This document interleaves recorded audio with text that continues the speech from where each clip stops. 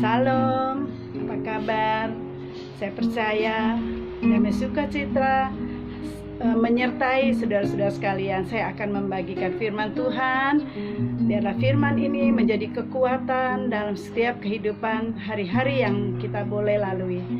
Tapi terlebih dahulu mari kita tundukkan kepala dan saya akan nyanyikan satu pujian. Dan ya Roh Kudus masuk di dalam kehidupan kita dan menyertai setiap kehidupan yang kita boleh jalanin. Bapa, Engkau sungguh baik. Bapa, Engkau sungguh baik, kasih-Mu berlimpah di hidupku.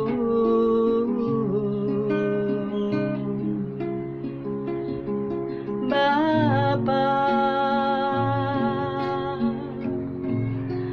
ku berterima kasih berkat-Mu hari ini yang Kau sediakan bagiku. Ku naikkan syukurku buat hari yang Kau beri, tak habis-habisnya kasih dan rahmat-Mu,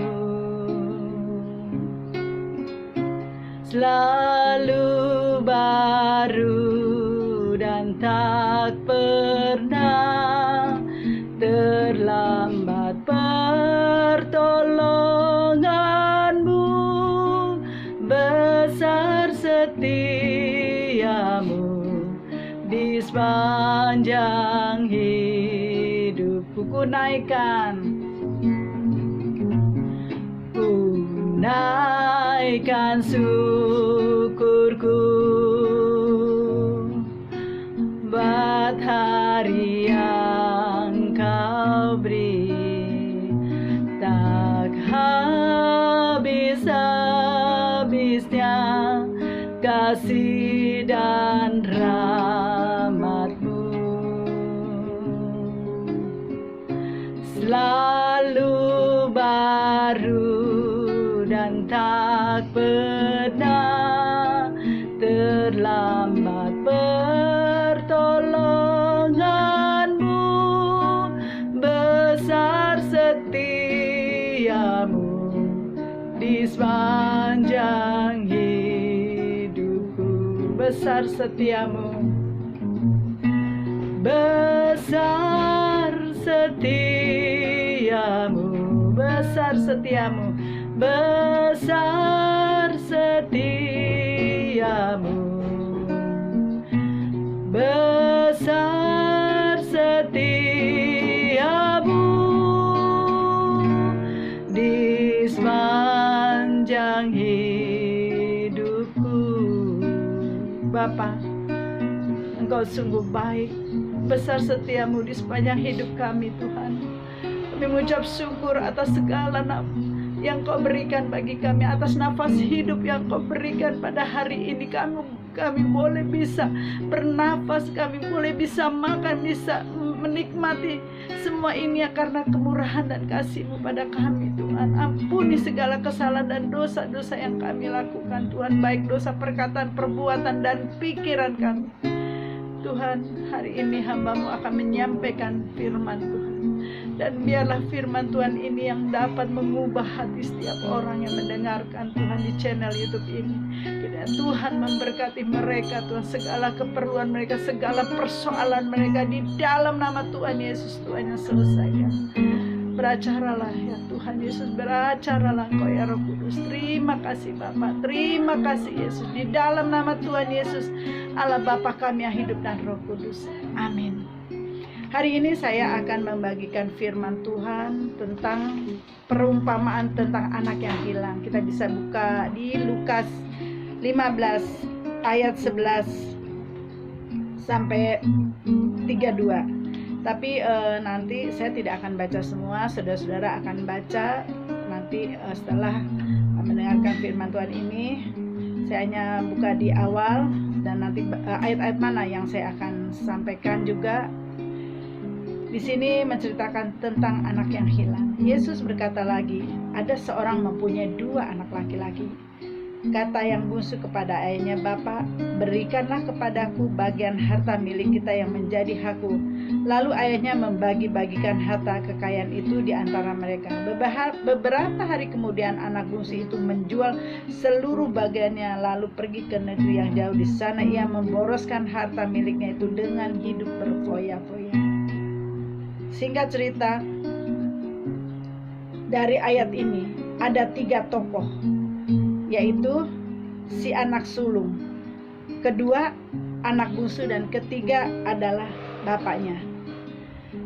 Anak sulung adalah menggambarkan orang Farisi dan ahli Taurat, sedang anak bungsu adalah gambaran orang-orang berdosa, dan bapak adalah gambaran Allah. Kenapa saya bilang? Nanti saudara-saudara bisa baca cerita perumpamaan yang Tuhan Yesus berikan untuk kita bagikan.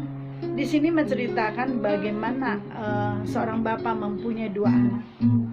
Yang satu, anak pertama, dia adalah anak yang selalu ada di samping ayahnya. Dia istilahnya anak ini anak baik lah, berbeda dengan adiknya yang hidupnya berfoya-foya. Saat itu dia minta haknya untuk dibagikan dia. Lalu Allah bapaknya ini menuruti, dan dia bagikan hartanya kepada kedua anaknya. Saat anak bungsunya ini menerima bagiannya, dia pergi dari rumahnya dan menghabiskan semua hartanya di tempat daerah lain. Singkat cerita, saat hartanya habis, dia sudah tidak punya apa-apa. Dia makan, maaf, dengan daging yang di bawah-bawah yang jatuh di tanah, sampai dia baju terkoyak dan tidak mandi beberapa lamanya. Lalu di situ dia berpikir, lalu di situ dia menyadari, di tempat di mana saya tinggal semua sudah tersedia. Bapak saya menyediakan semuanya, tetapi saya tidak pernah menghargai apa yang bapak saya berikan. Singkat cerita, anak ini kembali pulang, tapi dengan perasaan takut. Kira-kira ya, ini cerita, ini kita ambil kesimpulan. Kira-kira saya balik diterima nggak ya dengan bapaknya? Tetapi pada saat anak ini dengan keraguan, tapi dia di dalam dirinya berperang antara keberanian, ketakutan, berkecamuk di dalam dirinya. Apakah nanti saya ditolak atau bagaimana? Tapi saat itu dia punya keberanian untuk datang. Dan saat itulah bapaknya melihat dari jauh.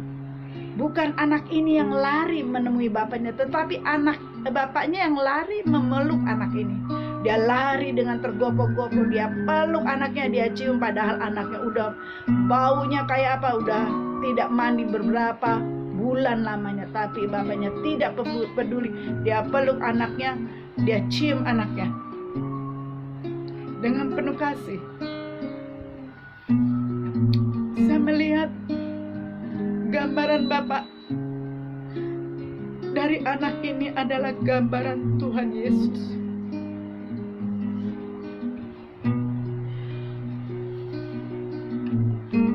Tuhan Yesus mengasihi kita seperti Bapak yang tidak melihat dosa kita. Seringkali kita mengecewakan Tuhan. Seringkali kita meninggalkan Tuhan dan menghujat Tuhan. Tapi Tuhan tidak pernah sedikit pun membenci kita.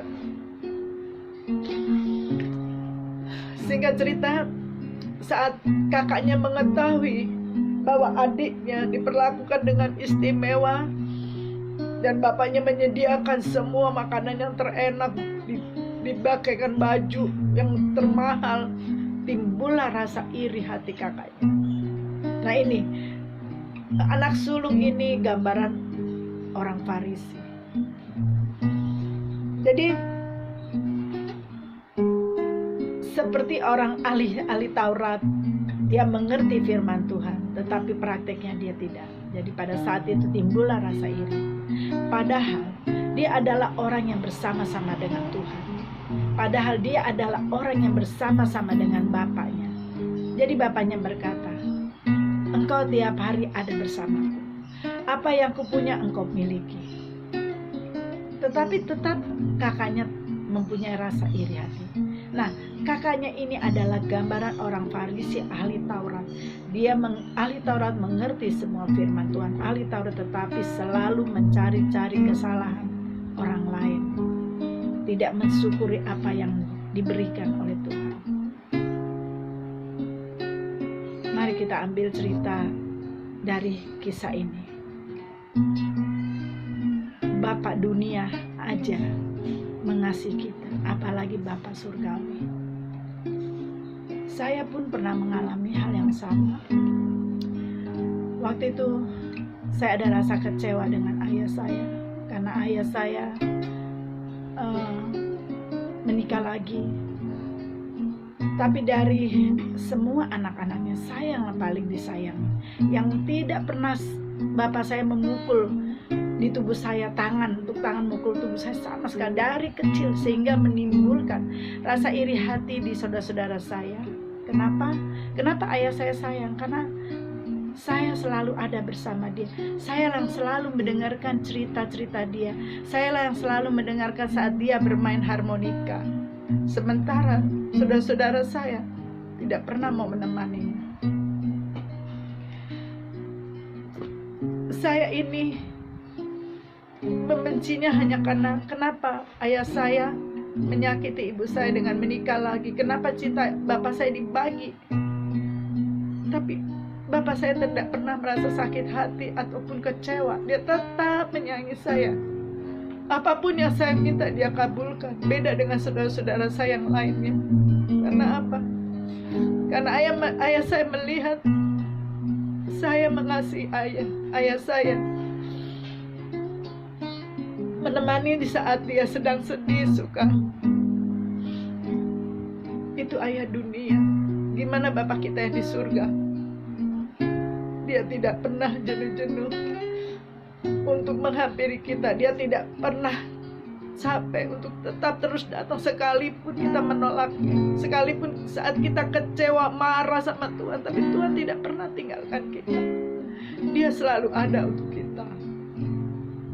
Dan dia katakan, mari datanglah anakku, tanggalkan segala bebanmu, dan biar aku yang menyelesaikan.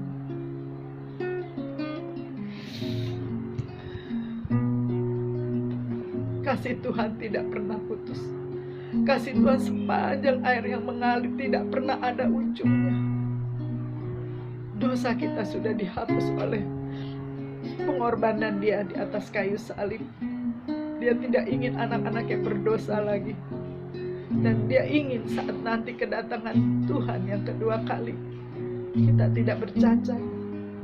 Karena kasihnya itulah dia berkali-kali datang dalam hidup kita dan mengingatkan kita dan menyadarkan kita agar jangan sampai kita tertinggal, agar jangan sampai kita ini tidak mendapatkan keselamatan di akhir penentuan hidup ini.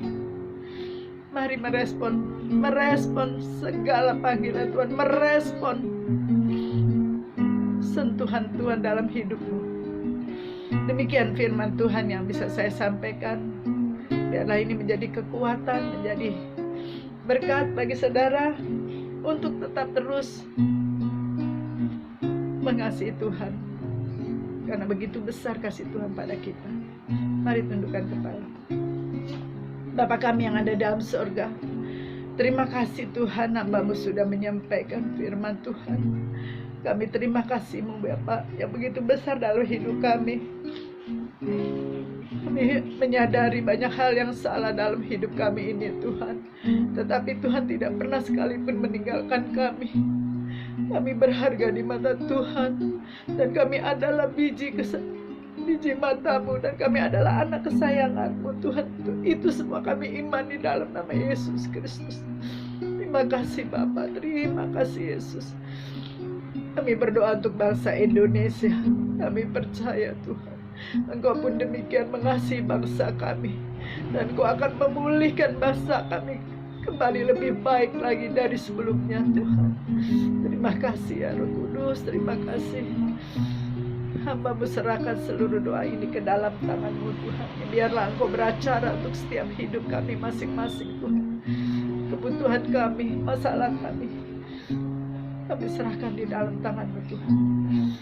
Dan terimalah semua apapun dalam kehidupan kami. Terima kasih Bapa. Kami alaskan doa ini hanya di dalam nama Tuhan Yesus Kristus. Mari angkat tangan dan terimalah berkat dari Tuhan. Tuhan memberkati engkau dan melindungi engkau. Tuhan menyinari engkau dengan wajah-Nya dan memberi engkau kasih karunia. Tuhan menghadapkan wajah-Nya kepadamu dan memberi engkau damai sejahtera. Terimalah berkat dari Allah Bapa, cinta kasih Tuhan Yesus Kristus, penyertaan Roh Kudus dari hari ini sampai selama-lamanya. Di dalam nama Tuhan Yesus Kristus Allah Bapa kami yang hidup. Mari kita yang percaya katakan amin. Terima kasih, Tuhan berkati.